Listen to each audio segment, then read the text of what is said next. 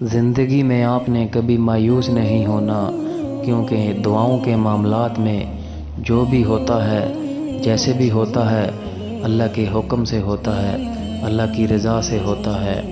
ہمیں بس اللہ سے اپنی عارضیاں طلب کرنی چاہیے، ہمیں اللہ سے اپنی بات منوانے کا سلیقہ آنا چاہیے۔ ہم اکثر کہتے ہیں کہ دعائیں جیسی بھی مانگی جائیں قبول ہو جاتی ہیں، اور یہ سچ بھی ہے، لیکن اگر آپ دعائیں کرنے میں تھوڑی سی محنت کریں گے تو اللہ آپ سے زیادہ خوش ہوگا۔ ہاتھ پھیلا کر مانگنے والے اور ہاتھ نہ پھیلا کر مانگنے والوں میں کچھ تو فرق ہوگا نا۔ آپ کا عمل ہی آپ کی شدت کو بیان کرتا ہے، اور جب آپ نماز پڑھ کر ہاتھوں کو اٹھا کر اللہ سے دعا مانگتے ہیں تو آپ یہ ظاہر کرتے ہیں کہ آپ نے اس رب کو اپنا بادشاہ مان لیا ہے اور اپنی ہار تسلیم کر لی ہے۔ اور پھر ہاتھوں کو دعا کے لیے اٹھانے کے بعد آپ نے فوری اپنی خواہشیں نہیں اللہ کو گنوانے لگ جانا، جیسے آپ صرف اسی مطلب کے لیے آئے ہیں، بلکہ سب سے پہلے آپ نے اللہ کی بڑی شان بیان کرنی ہے۔ اور اللہ کی بڑائی بیان کرنے کے لیے سب سے خوبصورت سورت کون سی ہے؟ سورۃ الفاتحہ۔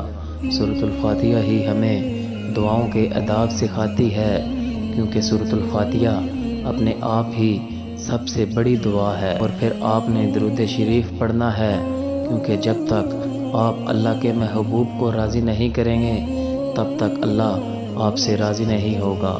اور حضرت علی رضی اللہ تعالی عنہ نے فرمایا کہ جب تک نبی صلی اللہ علیہ وآلہ وسلم پر درود نہ پڑھا جائے تب تک ہر دعا روک لی جاتی ہے۔